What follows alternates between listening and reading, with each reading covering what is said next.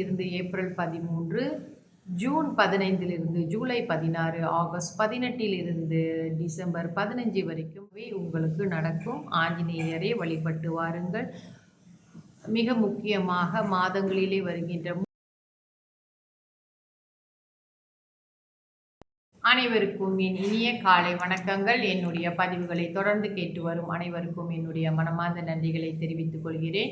இன்றைய பஞ்சாங்கம் பார்ப்போம். இன்றைய தேதி 14ஆம் தேதி 1ஆம் மாதம் 2026 புதன்கிழமை, தமிழ் மாதம் மார்கழி. இன்றைய சூரிய உதயம் 7:27க்கு, சூரிய அஸ்தமனம் 7:17க்கு.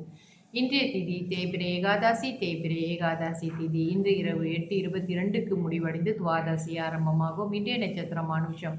அனுஷ நட்சத்திரம் இன்று ஆங்கில தேதியின் முறைப்படி 15ஆம் தேதி அதிகாலை 5:33க்கு முடிவடைந்து கேட்டை ஆரம்பமாகும். இன்றைய யோகம் சித்த யோகம். நல்ல நேரம் காலை 7:26 8:55 வரை. அதன் பிறகு மத்தியான வேளையில் 2:50 4:19 வரை. இரவு வேளையில் 8:15 9:14 வரை. ராகு கால நேரம் மதியம் 1:21 2:50 வரை.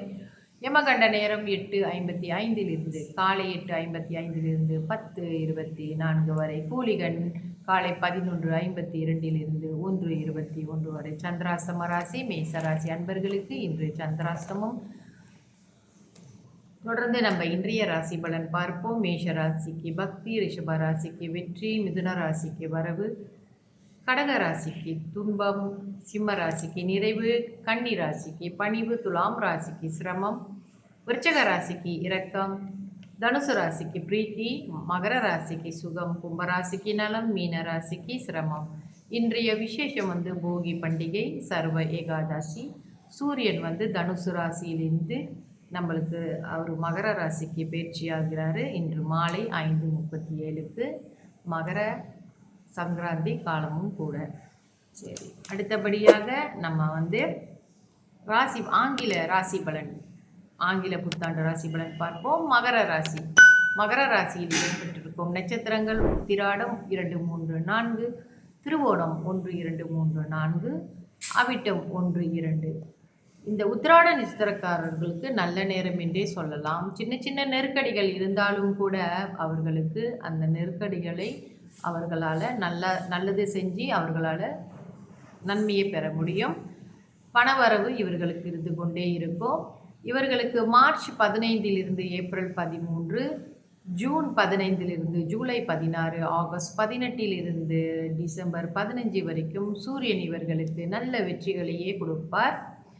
சூரியன் 3, 6, 10, 11 இடங்களில் இடம்பெறும் போது சஞ்சாரம் செய்யும் காலங்களிலே இவர்களுக்கு இருந்து வந்த தடைகள் எல்லாம் விலகி நல்ல செல்வம், செல்வாக்கு உயர்வு, வியாபாரத்திலும் நல்ல முன்னேற்றம், தொழிலும் முன்னேற்றம் தந்து பொருளாதார நிலையும் உயரும். அடுத்தபடியாக திருவோண நட்சத்திரம் 1, 2, 3, 4 பாதங்களும் இந்த மகர ராசியிலே இடம்பெற்றிருக்கின்றது அல்லவா. எதிர்பார்ப்புகளும் பூர்த்தியாகும்.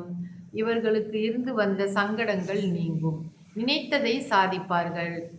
எல்லா விதமான முன்னேற்றங்களும் இவர்களுக்கு கிடைக்கும். இவர்களுக்கு March 15 April 13, June 15 July 16, August 18 December 15 சூரியன் உங்களுக்கு சாதகமான நிலைகளிலே உங்களை உயர்த்துவார்.